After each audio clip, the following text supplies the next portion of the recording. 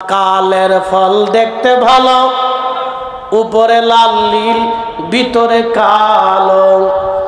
ওরে সারা জীবন এমনি গেল দয়াল, খাইতে আমরা পারলাম না। যার ভিতরে নাই রসুলের প্রেম, তার সাথে ভাব কইর না। যার ভিতরে নাই রসুলের প্রেম, তার সাথে ভাব রাইখো না। আমরা কারো ফতোয়া দিয়ে দিন পাই নাই, আমরা দিন পেয়েছি ওলিদের মাধ্যমে।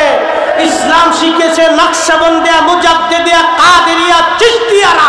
এই হাত উঁচু করে বলেন ঠিক না বেঠে? এরা আমাদেরকে দিন দিয়েছে।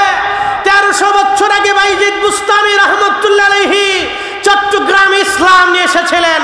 তার 100 বছর পরে বদর শাউলিয়া, গরিবুল্লাহ শাহ, মিসকিন শাহ বারাউলি ইসলাম নিয়ে এসেছিলেন।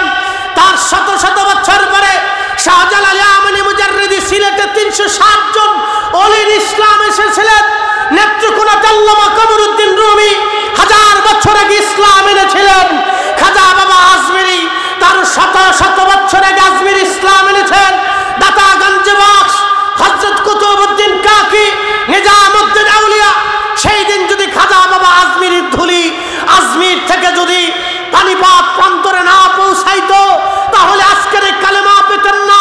সেই দিন যদি মুজাদ্দিদ আল ফিসানি সরহিন্দি রহমাতুল্লাহ আলাইহি, আমাদের এই সিলসিলার ইমাম সম্রাট আকবর যখন দ্বীন ইলাহি চালু করে কালেমা পরিবর্তন করে দিলেন, লা ইলাহা ইল্লাল্লাহ আকবারু খলিফাতুল্লাহ, কালেমা পর্যন্ত পরিবর্তন হলো। আযান বন্ধ হয়ে গেল, নামাজ বন্ধ হয়ে গেল, মসজিদ তালা মারা হলো, মাদ্রাসা বন্ধ হলো, কুরবানি পর্যন্ত বন্ধ হয়ে গেল। সেই দিনে জমিনের কোন মুসলমান প্রতিবাদ করতে পারে নাই, কারো কলিজার মধ্যে সাহস আসে নাই। সম্রাট আকবরের মুঘল সাম্রাজ্যের বিরুদ্ধে দাঁড়াইয়া সম্রাট আকবরের বিরুদ্ধে হুঙ্কার দিবে। সেই দিন আমাদের সিলসিলার ইমাম, ভালো করে শুনে যান, তোমরা যারা আমাদেরকে বেদাতি বলো, তোমরা যারা আমাদেরকে মাজার পূজারি বলো, তোমরা যারা আমাদেরকে শিরকি বলো, তোমরা যারা আমাদেরকে বেদাতি বলো, তোমরা শুনে যাও, আমাদের এই সিলসিলার ইমাম, আমাদের এই মাসলাকের ইমাম, আমাদের এই মাসলাকের ইমাম মুজাদ্দিদ আল ফিসানি সরহিন্দি মুঘল সাম্রাজ্যের অধিপতি সম্রাট আকবরের বিরুদ্ধে শির উঁচু করে, মাথা উঁচু করে দাঁড়িয়ে বলেছিলেন, হে আকবর, তোমার এই নীতি, তোমার এই বানানো ধর্ম দ্বীন ইলাহি খোদার জমিনে বাস্তবায়ন হবে না। আল্লাহর জমিনে আল্লাহর দ্বীন প্রতিষ্ঠিত থাকবে। সেই দিন তারা তাকে জেলখানার ভিতরে ঢুকিয়ে দিয়েছিল, কিন্তু জেলখানা কুলাই নাই। জেলখানার 40,000 কয়েদি সেই দিন খাজা হযরত মুজাদ্দিদ আল ফিসানি সরহিন্দির হাতে বায়াত নিয়ে তারা কালেমা পড়ে মুসলমান হয়ে 40,000 সেই দিন ওলির দরবারে হয়েছিল। সম্রাট আকবর পরাজিত হলো, সম্রাট জাহাঙ্গীর পরাভূত হলো। সেই দিন সম্রাট জাহাঙ্গীর মুজাদ্দিদ আল ফিসানিকে জেলখানায় হত্যা করার জন্য সেই দিন তিনি জেলখানার ভিতরে ক্ষুধার্ত সিংহকে ধরে এনে খাজা হযরত মুজাদ্দিদ আল ফিসানি রাহিমাহুল্লাহকে জেলখানার ভিতরে তিনি ঢুকিয়ে দিয়েছিলেন। তিনারা ভেবেছিল সেই দিন মুজাদ্দিদ আল ফিসানিকে সে বাঘে সিংহে খেয়ে ফেলবে, কিন্তু না, সিংহ লেজ গুটাইয়া আল্লাহর ওলির কদমের সামনে মাথা নত করে বলেছিল, হুজুর, কেউ আপনাকে না চিনলে আমি চিনি, আপনি জমিনের মুজাদ্দিদ, আপনার শরীর আঁচল কেটে আল্লাহ আমার জন্য হারাম করেছে। সেই দিন মুজাদ্দিদ আল ফিসানি শিখের কাছে নামাজ পড়েছিল। আমরা তার রুহানি সন্তান, আমরা তার রুহানি আওলাদ, আমরা তার রুহানি আওলাদ। আমরা জিন্দা থাকতে এই জমিনে নবীর সত্য তরিকা আমরা এই জমিন থেকে এই জমিনে বাস্তবায়ন হবে। হাত উঁচু করে বলেন ঠিক।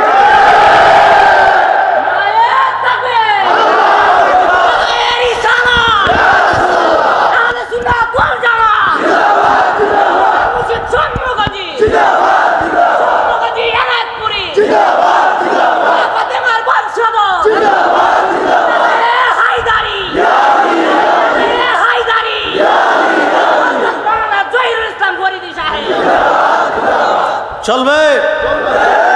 হাত উঁচু করে বলেন চলবে। ভয় আছে? একসাথে বলেন ভয় আছে। হাত বাড়ায় বলেন ভয় আছে। কোনো ভয় আমাদের নাই, কথা বলেন ঠিক কিনা? বলে কেন? অভয় দিছে কে? আরশে ওয়ালা, জমিন ওয়ালা, আসমান ওয়ালা। রাজত্ব কি আমাদের হাতে? রাজত্ব কার হাতে? আল্লাহ ওয়াজ করছেন, কুলিল্লাহুম্মা মালিকাল মুলকি তুতিল মুলকা মান তাশা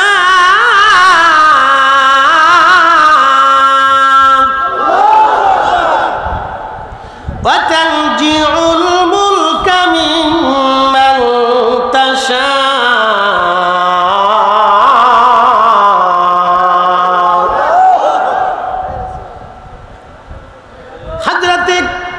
মহান আল্লাহর ওলি বদরুদ্দিন সেরহিন্দি রহমাতুল্লাহ আলাইহি মুজাদ্দিদ আল ফিসানি সেরহিন্দির খলিফা ছিলেন হযরত বদরুদ্দিন সেরহিন্দি। একটা কিতাব লিখেছেন আল্লাহর মহান ওলি, কিতাবের নাম হচ্ছে হাজারাতুল কুদস।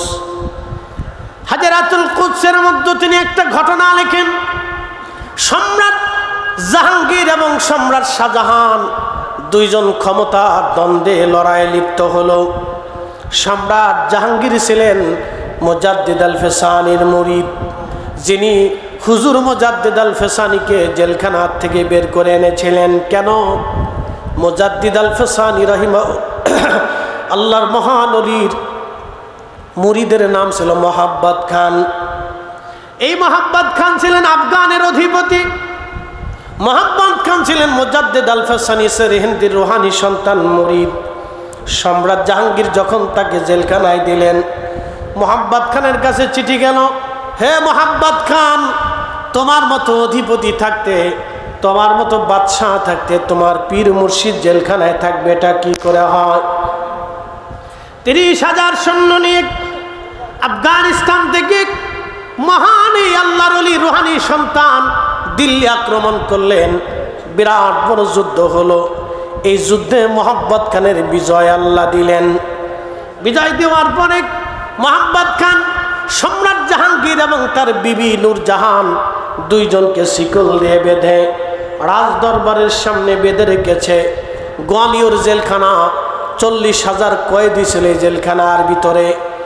শেখ আহমদ সেরহিন্দির সিংহের ওই আপনার জেলখানার দরজা খুলে মোহাম্মদ খান এসে বললেন, হুজুর, আমি আপনার গোলাম এসে পড়েছি। সুদূর আফগান থেকে আমি যুদ্ধ করে এই জমিন আমি দখল করে ফেলেছি।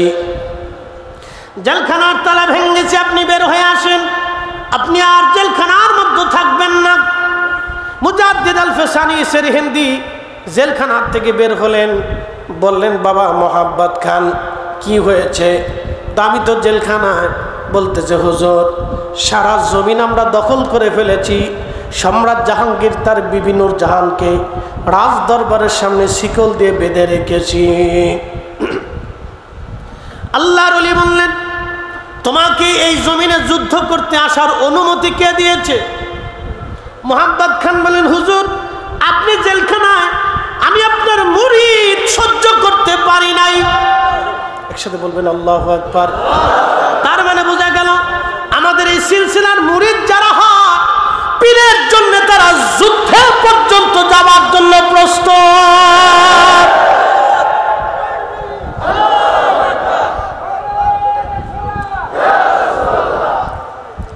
খুব মনোযোগ দিবেন। মোহাম্মদ খান বলেন, হুজুর, সহ্য করতে না পারি আমি যুদ্ধ করতে এসেছি। বিজয় আমাদের হয়েছে, আল্লাহ বিজয় দিয়েছেন। আল্লাহর ওলি বললেন, তাহলে চলো, সম্রাটকে কোথায় বেঁধে রেখেছ? সম্রাটের কাছে যাওয়ার পরে মুজাদ্দিদ আল ফিসানি বললেন, এ মোহাম্মদ খান, তুমি তোমার সৈন্যবাহিনী নিয়ে আফগানিস্তান ফিরে চলে যাও। সম্রাট জাহাঙ্গীরকে বলেন, এ জাহাঙ্গীর, তোমার মসনদের লোভী আমি না। একসাথে বলবেন আল্লাহু আকবার। তোমার মসনদের লোভী আমি না, তোমার মসনদ আমি তোমাকে ফেরত দিলাম।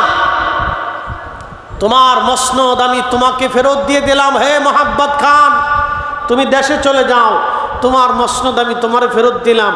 যাও, তোমার মসনদের লুবি না। আল্লাহ আমাকে যেই জন্য জমিনে পাঠিয়েছেন সেই জন্যই আমি জমিনে আসছি, মসনদের জন্য আসি নাই। এই জন্য দেখবেন না পৃথিবীর কোনো ওলি কোনোদিন কোনো রাজত্ব নিয়েছে। খাজা বাবা আজমিরি নেয় নাই, দাতা গঞ্জে বক্স নেয় নাই, কুতুবুদ্দিন কাকি নেয় নাই, নিজামুদ্দিন আউলিয়া নেয় নাই, ইমাম আবু হানিফা নেই নাই, ইমাম শাফি নেই নাই, ইমাম হাম্বলি নেই নাই। দুনিয়ার কোনো ওলি রাজত্ব নেই নাই।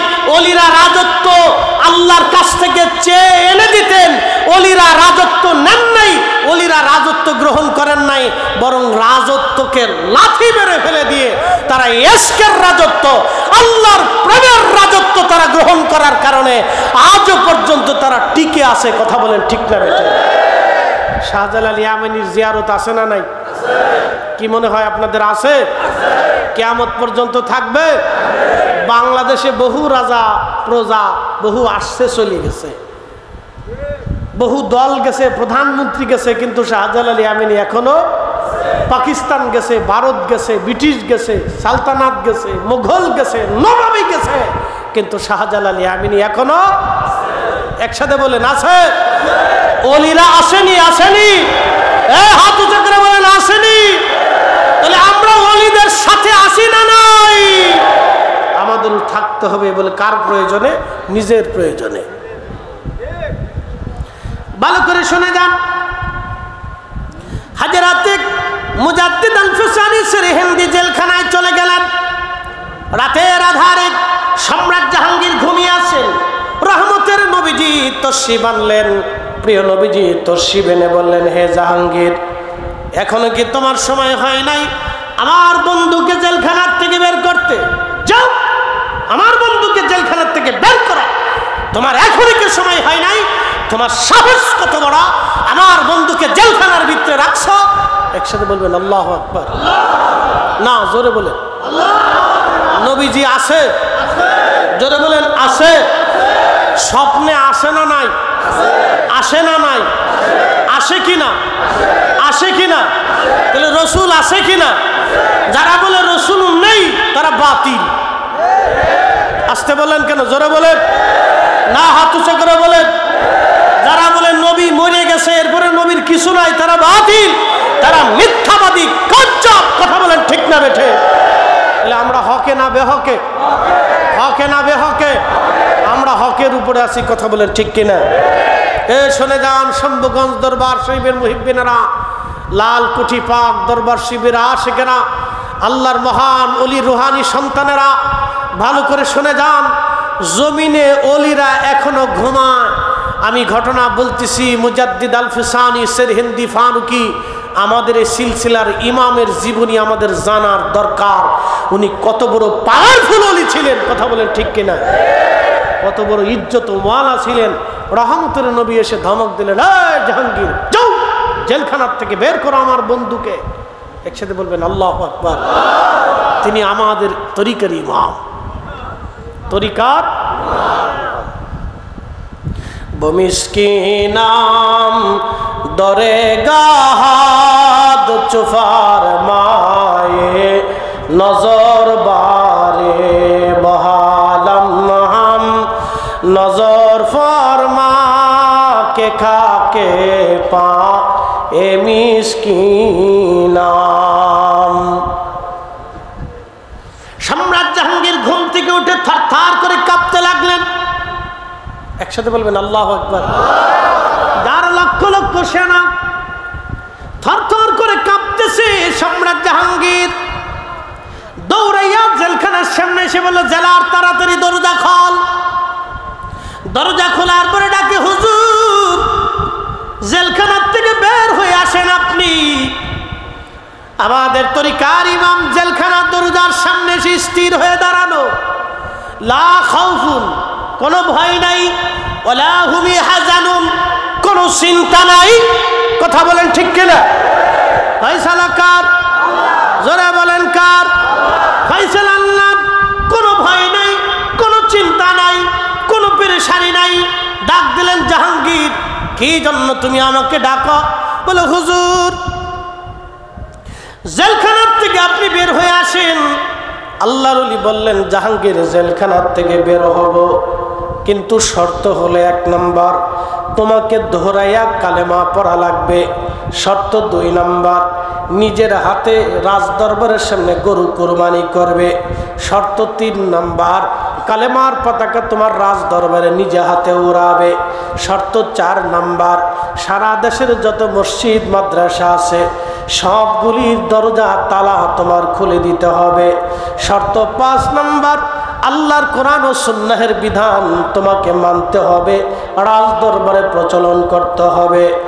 যদি তুমি মানো আমি জেলখানার থেকে বের হব, আর যদি তুমি না মানো আমি জেলখানায় থাকবো, দেখি তুমি সাম্রাজ্য কত সময় চালাও। আরো জোরে, আরো জোরে, জোরে জোরে জোরে জোরে, ঝিম দিবেন না, জোরে বলেন, জোরে। আমরা সেই সিলসিলার রুহানি সন্তান, কথা বলেন ঠিক কিনা? আওয়াজ দুর্বল হবে না, আমাদের ইয়াকিন দুর্বল হবে না। আমাদের মাসলাকের সিলসিলার ওলিদের প্রতি আপনাদের বিশ্বাস আছে না নাই? খাজা বাবা এনায়েতপুরী আল্লাহর বেশক ওলি ছিলেন, হাত উঁচু করে বলেন, কোন সন্দেহ আছে? দরবার শরীফে যে যেখানে আছেন হাত উঁচু করে বলেন, খাজা বাবা এনায়েতপুরী আল্লাহর ওলি ছিলেন, কোন সন্দেহ আছে? যিনি ওলি তৈরি করার কারিগর ছিলেন, তাতে কি কোনো সন্দেহ আছে?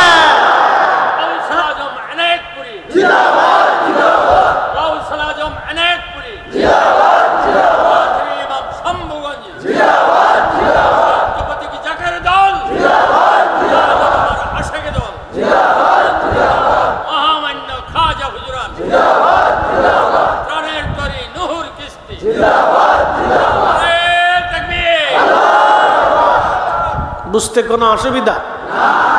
ইমান আছে? ঝিমে ঝিমে না শক্ত শক্ত? কেমন শক্ত হবে? একেবারে মাউন্ট এভারেস্টের মতো মহা উচ্চতায়, মহা মজবুতে শক্তে। কথা বলেন ঠিক না বেঠে? ইশকে রাসূল হবে উহুদ পাহাড়ের মতো। এই কথা বল না কেন? ইশকে রাসূল হবে কিসের মতো? উহুদ পাহাড়ের মতো। অনেক মজবুত হবে, একেবারে ভিতর থেকে ইশক দিয়া ঘরে ঘরে নবীর দুরূদ সালাম চলবে না, বন্ধ হবে? এই তরিকতের ওজিফা কালাম চলবে না, বন্ধ হবে? তরিকতের দাওয়াত মিশন চলবে না, বন্ধ হবে? চালাইতেই হবে। কথা বলেন ঠিক কিনা? মহা ঈমানে মজবুতির সাথে ঘরে ঘরে চালাইতে হবে। আল্লাহ আমাদেরকে তৌফিক দান করুন, বলে না আমিন। কোনো দুর্বলতা নেই। আমাদের মাসলাকের ইমামরা যারা ছিলেন বেশক আল্লাহর মনোনীত ছিলেন। ভালো করে শুনে যান। সম্রাট জাহাঙ্গীর কদমের মধ্যে পড়ে বলল, হুজুর শুধু শর্ত না, আমি আমার জীবনের সবটুকু আপনার কদমে দিয়ে দিলাম। আজকে থেকে আপনার জীবনের কদমের গোলাম হয়ে গেলাম। আপনি যা বলবেন আমি তাই মানব। তারপর আপনি বের হয়ে আসেন, তাহলে আমার দুনিয়া যাবে, আখিরাত যাবে, রাজ্য যাবে, সাম্রাজ্য যাবে, আমি ধ্বংস হয়ে যাব। আপনাকে জেলখানা আমি রাখতেই পারবো না। একসাথে বলবেন মারহাবা। উকিল মুক্তার ব্যারিস্টার কিছু লাগে নাই। কথা বললা কেন? কিছু লাগে? একবারে জাগা মতো থেকে ধমক এসেছে। যারা বলতেছে শোনেন, কেউ কেউ ভাবতেছে আমরা ক্ষমতায় গেলে বাংলাদেশের কোনো মাজার রাখবো না। তারাও ভালো করে শুনে রাখেন, আপনারা স্বপ্ন দেখবেন ক্ষমতা হবে না। কথা কন না, জোরে বলে, তুচা করে বলে। স্বপ্ন দেখবেন ক্ষমতা আপনার হাতে নাই, ওটা আরশে আল্লাহ ওয়ালার হাতে। কথা বলে ঠিক কেন? ক্ষমতা আপনার হাতে নাই, আমাদের হাতে নাই, ক্ষমতা ওনার হাতে। উনি যখন চেঞ্জ করে দেবে, পৃথিবীর কোনো শক্তি নাই আপনাকে বসায় রাখবে। আমাদের হাতে নাই, ওনার হাতে। আর উনি যাদের মহাব্বত করেন তারা ওনার ওলি। শুনে যাবেন, শাইখুনা ইমামুনা সিরহিন্দি রাহিমাহুল্লাহ জেলখানা থেকে বের হলেন। সম্রাট জাহাঙ্গীরের সাথে, সম্রাট আকবর জাহাঙ্গীরের সাথে তার ছেলে সম্রাট শাহজাহান। ইতিহাস শুনে যান। আমাদের ছেলেরা ইতিহাস পড়ে না। ইতিহাস থেকে অনেক কিছু শিখার আছে। ছেলেপেলেরা ইতিহাস পড়েও না, ওরা খালি ফেসবুক পড়ে। সারাদিন 24 ঘন্টা পাইছে বাথরুমে বয়ে বয়ে টেপে। হ্যাঁ, আমি ভাবছি বুঝি বাংলাদেশের মানুষের এই রোগ, আমি না দেখি মালয়েশিয়ার মানুষের একই রোগ। হ্যাঁ, মালয়েশিয়ার রেলে, ট্রেনে, বাসে, স্ট্যান্ডে হাঁটতে হাঁটতে মোবাইল চিপতেছে, ও খাইতে খাইতে মোবাইল চিপে। আমি বললাম আরে কনক ভাই, আমি কই সর্বনাশ, এদি সব রুগী, সব রুগী। হ্যাঁ শোনেন, আপনাদেরকে ভালো করে শোনাই। মালদ্বীপে ইসলাম গেছে হযরত সুলতান ইব্রাহিম ইস্কান্দারি রাহিমাহুল্লাহের হাত ধরে। আজ থেকে 400 বছর আগে আমি তার মাজার জিয়ারত করে এসেছি। সেই 400 বছর আগের কাঠের মসজিদটা এখনো আছে, সেই মিনারাটা এখনো তারা সংরক্ষণ করে রেখেছে। তার মাজারকে সুন্দর করে টাইলস দিয়ে, দামি টাইলস দিয়ে সুন্দর করে নির্মাণ করে সংরক্ষণ করে রেখেছে। শুনে রাখেন, মালয়েশিয়াতে ইসলাম গেল হুজুর গাউসে পাক মহিউদ্দিন আব্দুল কাদের জিলানী রাহিমাহুল্লাহের আওলাদ সুলতানুল আরিফিন শাইখ ইসমাইল বাগদাদি আল হাসানি আল হুসাইনি। আজ থেকে 900-1000 বছর আগে মালয়েশিয়ার সেই মালাক্কা সাগরের ভিতরে ছোট্ট একটা দ্বীপ পুলাও গুসারে, সেই দ্বীপের ভিতরে শত শত বছর ধরে তিনি ঘুমিয়েছেন। মালয়েশিয়া, ইন্দোনেশিয়া, ব্রুনাই আর মালদ্বীপের বিভিন্ন স্থানে তিনি কালেমার দাওয়াত ছড়িয়ে দিয়েছেন। আউলিয়া کرام যেখানে গেছে ইসলাম সেখানে গেছে, ওলিরা যেখানে গেছে দ্বীন সেখানে গেছে, ওলিরা যেখানে গেছে কালেমা সেখানে গেছে, ওলিরা যেখানে গেছে কোরআনের আওয়াজ সেখানে গেছে, ওলিরা যেখানে গেছে নামাজ সেখানে গেছে, ওলিরা যেখানে গেছে ইসলাম সেখানে গেছে। অতএব ওলিদের দেওয়া ইসলাম আমরাই মেনে মেনে চলবো। হাত উঁচু করে বলেন ঠিক না বেটা?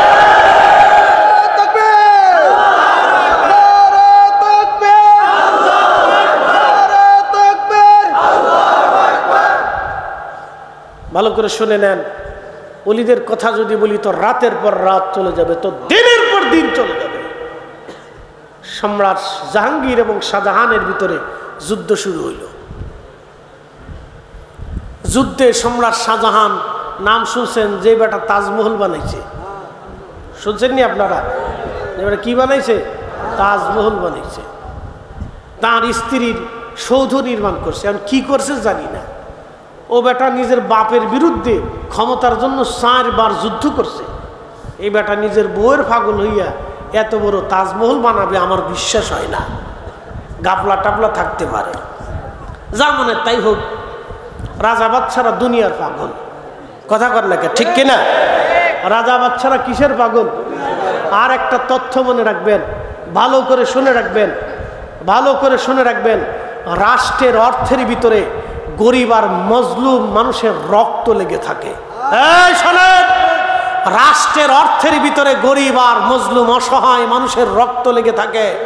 কয়দিন আগে দিনাজপুরের ভাগাড়ে ময়লা আবর্জনার ভিতরে একজন পাগল না খেয়ে খেয়ে খেয়ে খেয়ে মারা গেছে। এই শোনেন, কিয়ামতের ময়দানে ওই পাগল আল্লাহর বিরুদ্ধে দাঁড়ায় বলবে, রব, আমি বাংলাদেশের 18 কোটি মানুষের কাছে আমি কোনো খাবার পাইনি, আল্লাহ আমি ক্ষুধার্ত হয়ে মারা গেছি। এজন্যই ওলিরা পৃথিবীতে খাবারের ডেকছি, ওলিরা পৃথিবীতে তাবারকের দরজা খুলে রাখে। কারণ ওলিরা জানে আমার দরবারে অসহায় গরিব মিসকিন অভাবী আসবে, তারা খাবার খাবে। কথা কর না, ঠিক কিনা? মালয়েশিয়া গেছি, সেখানে চীনের চাইনিজ মুসলিমদের শত শত বছর আগের পুরাতন মসজিদে গেলাম নামাজ পড়তে। যাই দেখি বড় বড় ডেকছি। জিজ্ঞেস করলাম এত বড় ডেক কেন? বলে হুজুর এরা প্রত্যেক জুমাতে নামাজে খাবার খাওয়ায়। আমি বললাম হাই হাই, ভাবছিলাম যে খাবারের ডেকছি বুঝি এনায়েতপুরে শম্ভুগঞ্জে আটটুসিতেই আছে, এখন দেখি না খাবারের ডেকছি এদেশেও আছে। আমি বললাম তারা খাবার খায়, তারা বেদাতি হয় নাই? বলে না, এরা বেদাতি হয় নাই, যত বেদাতি খেলে আমরা হয়ে গেছি। ভালো করে শুনে রাখবেন, মানুষকে খাওয়াবেন, মিলাদুন নবীর মাহফিল দিয়ে তাবারক খাওয়াবেন, বাড়িতে মিলাদ পড়ে তাবারক খাওয়াবেন, ফাতিহা দিয়ে মানুষের জন্য দোয়া করে তাবারক খাওয়াবেন, কোরআন খতম দিয়ে তাবারক খাওয়াবেন, পারলে জিলাপি খাওয়াবেন, খেজুর খাওয়াবেন, মিষ্টি খাওয়াবেন, বিরিয়ানি খাওয়াবেন, যার যেটা সামর্থ্য আছে সেটা খাওয়াবেন। খাওয়ানো নিষেধ নাই, যারা নিষেধ করবে ওরা গাদ্দার মিথ্যাবাদী। এই কথা বলেন না, ওরা মিথ্যাবাদী, ওরা চরম মিথ্যাবাদী। আল্লাহর নবীকে জিজ্ঞেস করা হলো, ইয়া রাসূলুল্লাহ আইউল ইসলামি খায়রুন, দ্বীনের মধ্যে উত্তম কাজ কি? নবীজি প্রথম জবাব দিলেন, তুতঈমুত তুআম, মানুষকে খাওয়াও। একসাথে বলবেন না মারহাবা? আরো জোরে বলেন, আরো জোরে। আমাদের মাহফিলগুলিতে তাবারক হয় কি হয় না? বহু মাহফিলে তাবারক হয় না। জিজ্ঞেস করি তাবারক কেন করেন না? ঝামেলা। কি কয়? ঝামেলা। ঝামেলা, সুন্নতকে ঝামেলা বানাইছে। আর আমরা সুন্নত পালন করি। যাই দেখলাম মালয়েশিয়ার সেই চাইনিজ মসজিদের সামনে টেবিলের উপরে কলা। জিজ্ঞেস করলাম, কলা এত কলা কেন? বলে এরা মুসল্লিরা নামাজ পড়তে আসলে এরা মুসল্লিদেরকে কলা খাওয়ায়। আমরা মিলাদ পড়লে জিলাপি খাওয়াইলে আমরা হইলাম জিলাপি হুজুর, তাহলে ওরা যে কলা খাওয়ায় ওরা কলা হুজুর। আর সৌদি আরবে খেজুর খায়, ওরা খেজুর হুজুর। যত সব আজাইরে ফতোয়া বাংলাদেশে। এই কথা কর না কেন? ওয়াজ শেষ, ভালো করে শুনে যাবেন। সময় শেষের পথে এখান থেকে ওয়াজ করার জায়গা না, এগুলি হলো ব্যাটারি চার্জ করার জায়গা। ব্যাটারি চার্জ করার জায়গা। আপনাদেরকে বিভিন্ন অনুষ্ঠানে কেন ডেকে আনা হয় জানেন? ব্যাটারি চার্জ দেওয়ার জন্য। ব্যাটারি মাঝে মধ্যে লো হয়ে যায়, লো হয়ে যায়। দুনিয়ার চাকচিক্যে আর লম্বা লম্বা ঘন্টা আলা হুজুরদের ফতোয়া, আপনাদের ব্যাটারি মাঝে মধ্যে দুর্বল হয়ে যায়, দুর্বল। এই ব্যাটারি চার্জ করার জন্য ওলিদের দর্শে আসতে হবে। কথা কন না কেন? ব্যাটারি চার্জ করে যায়, মাঝে মধ্যে আসবেন, বসে বসে জিয়ারত করে চার্জ করে যাবেন। মনে থাকবে? চার্জ করে যায়। মাঝে মধ্যে ব্যাটারি দুর্বল হয়ে যায়, লো হয়ে যায়, ওটার পানি শেষ হয়ে যায়। সম্রাট শাহজাহান 4 বার যুদ্ধ করলো বাপের বিরুদ্ধে, বহু সৈন্য নিয়ে, কিন্তু বিজয় হলো না। হাজরতে বদরউদ্দিন সেরহিন্দি হাজারাতুল কুদসের মধ্যে তিনি লিখতেছে, সম্রাট শাহজাহান একজন আল্লাহর ওলির কাছে গেলেন, যিনি কাশফি আল্লাহর ওলি। কাশ, আহলুল কাশ সবাই কিন্তু আহলুল কাশ হয় না। আহলুল কাশ যারা, তাদের সামনে গেলে তারা খবর বলে দেয়। সম্রাট শাহজাহান কাশফি আহলুল কাশফের কাছে গেলেন, জিজ্ঞেস করলেন, হুজুর আমার আমির উমরা বেশি, সৈন্য বেশি, বাবার বিরুদ্ধে ক্ষমতার জন্য 4 বার যুদ্ধ করলাম, একটা বারু বিজয় হলো না, কারণ কি? আহলুল কাশফ আল্লাহর ওলি মুরাকাবার মধ্যে বসে সব তথ্য জানার পরে বললেন, ওগো শাহজাদা শাহজাহান, শোনেন, যতদিন পর্যন্ত আপনার বাবা জীবিত থাকবে ততদিন আপনার ক্ষমতা আপনার হাতে যাবে না। বলে কারণ কি? বলে দুনিয়াতে 4 জন আল্লাহর ওলি আছেন, এই 4 জন আল্লাহর ওলিরা বোর্ড বসে তারা সিদ্ধান্ত নেন কে কে রাষ্ট্রের ক্ষমতায় তারা পছন্দ করেন, কে সাম্রাজ্যের অধিপতি হবে তিনারা পছন্দ করেন। শোনেন, এই 4 জন আল্লাহর ওলির মধ্যে যিনি প্রধান, তিনি হযরতে মুজাদ্দিদ আল ফেসানি সেরহিন্দি। তিনি বর্তমান জমানার তামাম পৃথিবীর ওলিদের সর্দার। একসাথে যারা বলেন আল্লাহু আকবার। কি জিমায়ে গেছে? হাত উঁচু করে বলেন, জিমাইছেন নি? হাত উঁচু করে লাড়াছাড়া দেন তো, লাড়াছাড়া দেন। আসেননি, আসেননি? তাহলে আমাদের সিলসিলা দুর্বল না মজবুত? তামাম দুনিয়ার ওলিদের সর্দার মুজাদ্দিদ আল ফেসানি সেরহিন্দি ফারুকি, উনি যাহা সিদ্ধান্ত দেন আল্লাহর পক্ষ থেকে, উনি যার পক্ষে সুপারিশ করে আল্লাহ তাকেই পছন্দ করেন। একসাথে বলেন না মারহাবা। বলতেছে, শাহজাহান তুমি রাজত্ব পাবে না। বলে কারণ কি? বলে তোমার আব্বার পক্ষে রায় দিয়েছেন জমানার মুজাদ্দিদ। তুমি দুনিয়ার সমস্ত সৈন্য নিয়ে যুদ্ধ করলেও তোমার বিজয় হবে না। বলে কারণ কি? বলে উনি যতদিন জীবিত থাকবে, মুজাদ্দিদ আল ফেসানি রাহিমাহুল্লাহের বরকতের হাত, প্রেমের হাত, আর সেই বেলায়েতের হাত তোমার বাবা সম্রাট জাহাঙ্গীরের মাথার উপরে আছে, তোমার মাথার উপরে নাই। বেটা, তুমি যতই সৈন্য দিয়ে যুদ্ধ করো, তোমার বাপের সাথে যুদ্ধ করে পারবে না। তোমার বাবা যতদিন জীবিত থাকবে, আল্লাহর পক্ষ থেকে ফাইসালা হয়েছে তোমার বাবাই মুঘল সাম্রাজ্যের বাদশা থাকবে, তুমি পাবে না। তোমার বাবার মৃত্যুর পরে যদি নসিবে হয় তাহলে তুমি পেলেও পেতে পারো।